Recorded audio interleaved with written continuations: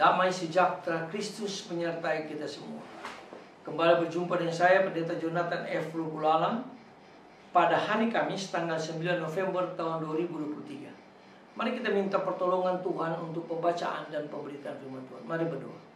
Tuhan Yesus, kami sangat membutuhkan urapan Roh Kudus. Urapilah hamba-Mu dengan kuasa Roh Kudus-Mu, dan urapi juga para pendengar yang akan mendengarkan firman Allah dengan kuasa Roh yang Kudus. Terima kasih Tuhan Yesus. Dalam nama Tuhan Yesus kami berdoa. Amin. Mari kita baca firman Tuhan yang diambil dari Yohanes pasal yang pertama, ayat 47 sampai dengan ayat 51. Namun saya akan membacakan saja Wahyu pasal yang ke-12 ayat yang ke-7. Itu yang saya akan baca. Malaikat Mikael dan malaikat-malaikatnya berperang melawan naga itu. Dan naga itu dibantu oleh malaikat-malaikatnya. Tetapi mereka tidak dapat bertahan. Mereka tidak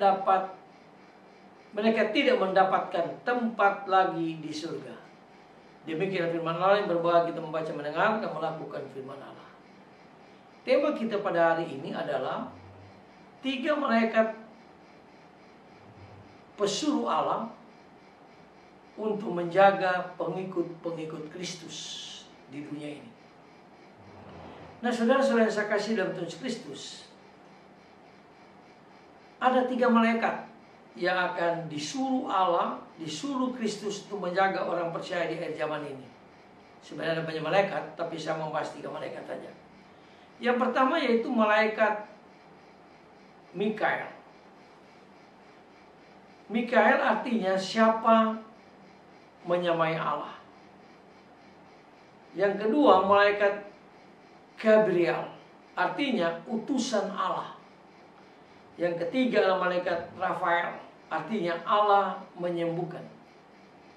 Nah, saudara-saudara yang saya kasih dalam Tuhan Kristus, para malaikat adalah pesuruh Allah. Mereka mengabdi Allah di surga dan diutus untuk melaksanakan firman-Nya di dunia dengan melindungi pengikut-pengikut Kristus dan menyampaikan permohonan mereka kepada Allah atau kepada Tuhan kita Yesus Kristus. Nama mereka menunjukkan tugas mereka sebagai utusan Allah. Misalnya, Mikael membela dan melindungi umat Israel. Itu bisa dibaca dalam Daniel pasal yang ke-10 ayat 13 dan Daniel pasal 12 ayat pertama. Serta dengan gagah perkasa memimpin bala tentara surga dalam perjuangan melawan setan. Itu yang tadi dijelaskan dalam Wahyu pasal yang ke-12 ayat yang ke-7. Nah, saudara-saudara yang saya kasih dalam Tuhan Kristus, sebagaimana Israel memandang Mikael sebagai pelindung dalam segala penganiayaan, godaan, dan perpecahan, demikian juga kita sebagai pengikut-pengikut Kristus sepanjang masa meneladani Mikael dalam kesetiaannya kepada Allah dan mengandalkan perlindungannya. Jadi kita harus selalu mengandalkan Kristus dan memohon perlindungan Kristus dengan malaikat Mikaelnya. Nah, saudara-saudara yang saya kasih dalam Tuhan Kristus, kesombongan mengubah malaikat menjadi setan. Kerendahan hati membuat manusia menjadi seperti malaikat. Itu kata Agustinus, Bapak gereja kita. Gabriel menyatakan rencana Tuhan terhadap Israel. Itu juga dijelaskan di dalam Daniel 8 ayat 16 dan Daniel 9 ayat yang ke-21. Gabriel juga mewartakan kelahiran Yohanes Pembaptis. Lukas pasal yang 1 ayat yang ke-19. Serta Gabriel diutus kepada Maria untuk meminta persetujuannya menjadi ibu penebus. Lukas pasal 1 ayat yang ke-26. Jadi Gabriel ini dipakai Tuhan untuk memberitahukan kelahiran Yohanes Pembaptis Bahkan kelahiran Yesus melalui Maria, supaya Maria menerima Yusuf untuk melahirkan Yesus.